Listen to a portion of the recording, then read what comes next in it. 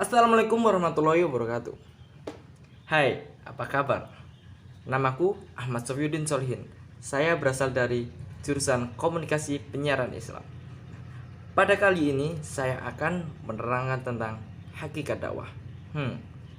Di dalam hakikat dakwah berisi yaitu yang pertama adalah sifat-sifat dakwah, yang kedua adalah fungsi dakwah, yang ketiga adalah faktor hidayah dakwah atau faktor hidayah sistem dakwah. Oke, kita lanjut ke PowerPoint yang ini. Nah, sifat dakwah. Di dalam sifat dakwah, dakwah bersifat fitrah kemanusiaan. Nah, dakwah mengembalikan manusia kepada fitrahnya, tidak hanya berlaku kepada non-muslim, namun juga kepada muslim lainnya. Kepada orang non-muslim, mereka diajak untuk menuju keimanan yang benar. Nah, sedangkan kepada muslim kita tidak diajak untuk meningkatkan keimanan. Itu. Nah, fitrah dalam suci yakni bersifat manusia sejak lahir yang menjadikan secara kodrati untuk menerima kebenaran Islam. Al-Faruqi mendefinisikan dakwah sebagai ajakan atau panggilan kepada umat manusia untuk kembali kepada fitrahnya. Terus ada lagi juga dakwah bersifat persuasif edukatif.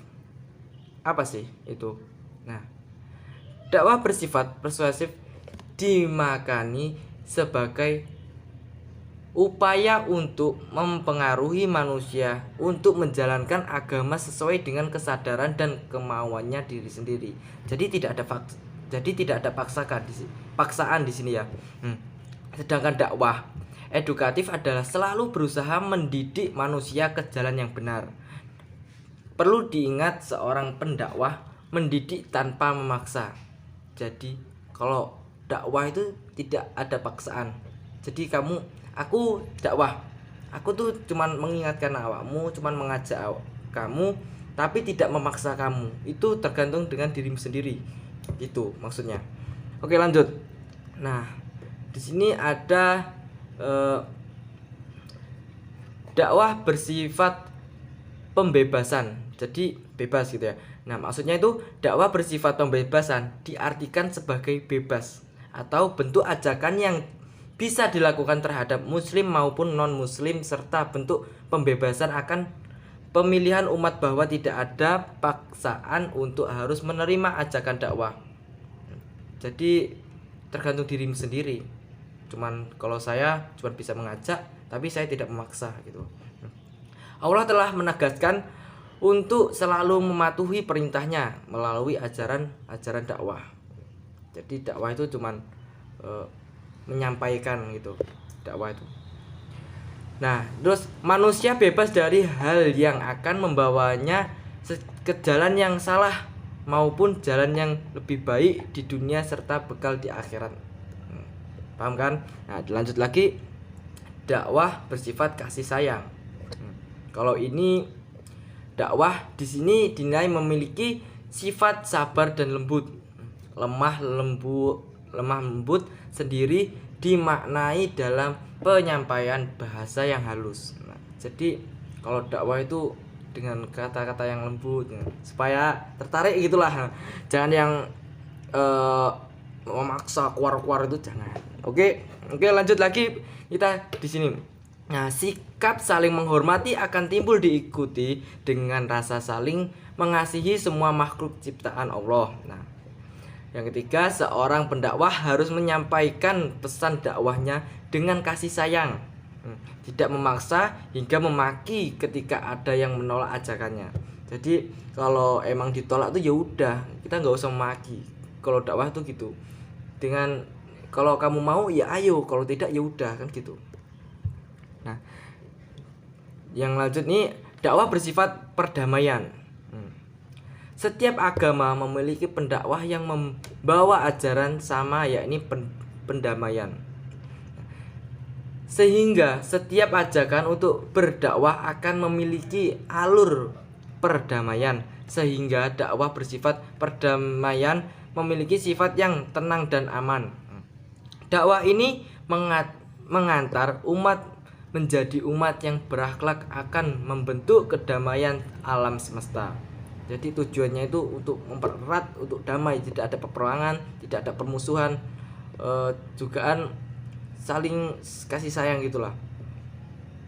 Terus ada lagi nih, dalam Al-Quran, dakwah yang merupakan bentuk usaha meratakan rahmat bagi seluruh umat dengan Nabi Muhammad SAW diutus menjadi rahmat kepada seluruh umat, khususnya manusia dari berbagai jenis dan agama. Jadi kalau kamu mau ya ayo gitulah intinya. Nah, ini ada fungsi-fungsi dakwah yang berikutnya. Apa aja fungsi-fungsi dakwah itu?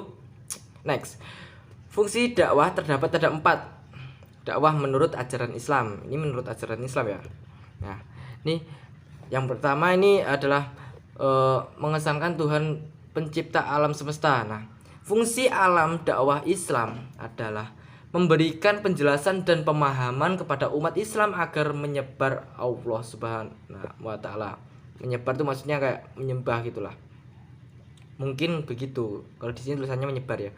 Nah, lebih lanjut pemakaan ini sebagai bentuk penjelasan akan Tuhan sebagai sumber dari ajaran melalui kitab suci yang diturunkan kepada Nabi Muhammad SAW. Gitu. Lanjut lagi, mengubah perilaku manusia. Nah, ini. Jadi harus merubah gitulah. Kan tujuannya gitu, supaya yang belum baik menjadi baik kan gitu. Nah, ini perubahan akan perilaku manusia dari perilaku jahiliyah menuju perilaku Islami. Yang kedua, sesuai dengan surat Mudatsir ayat 74 tentang ajakan untuk mengubah perilaku umat kepada jalan yang lebih baik. Ada lagi, secara fitrah manusia memiliki potensi mengenal Tuhan dan beriman kepada Allah Subhanahu wa taala secara lahir dan keadaan suci. Gitu. Yang selanjutnya, membangun peradaban manusia sesuai ajaran Islam. Nah, sasaran dakwah tidak hanya pada individu namun juga pada masyarakat. Terus cita-cita masyarakat akan mengangkat peradaban manusia menuju manusia maju dan sesuai nilai Islam dengan dakwah yang mengisi kebudayaan masyarakat. Lanjut lagi, menegakkan kebaikan dan mencegah kemungkaran. Nah, ini.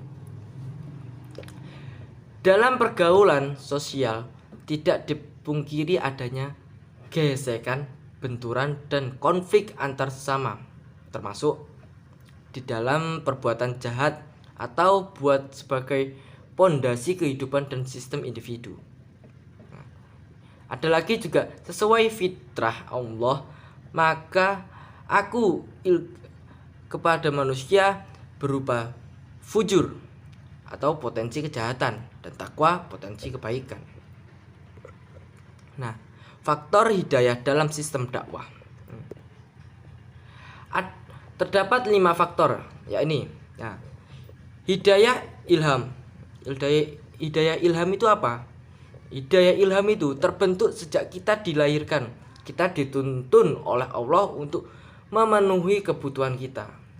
Yang kedua, hidayah pancaindra, yaitu adalah Allah menentukan kita sebagai makhluk untuk dapat mengenali dunia dan sekelilingnya melalui panca. Panca indera yaitu adalah kuping, telinga, hidung gitu. Terus yaitu yang berikutnya adalah hidayah akal. Nah, hidayah akal sebagai makhluk Allah yang diberikan kesempurnaan, salah satunya yakni akal pikiran. Yang keempat adalah hidayah agama dan syariah. Nah, hidayah al-adyan dan wa al-syari, akal terbatas akan berpikir makna hidup, namun ketika manusia memperdalam akal yang akan menemukan penguasa alam. Yang kelima, hidayah pertolongan. Hidayah ialah hak mutlak milik Allah Subhanahu wa taala. Banyak orang yang mengetahui kewajiban sholat dan tata caranya, namun tidak banyak yang mendapat pertolongan Allah. Gitu. Sekian untuk materi kali ini. Kurang lebihnya saya mohon maaf. Dan mungkin berikutnya akan saya jelaskan lagi lebih detail ya. Nah, ini sebagai tugas kuliah, tolong di subscribe, like, dan komen untuk membantu saya penilaian dalam ujian tengah semester. Terima kasih. Wabillahi taufiq wal hidayah. Waridho wa inayah. Assalamualaikum warahmatullahi wabarakatuh.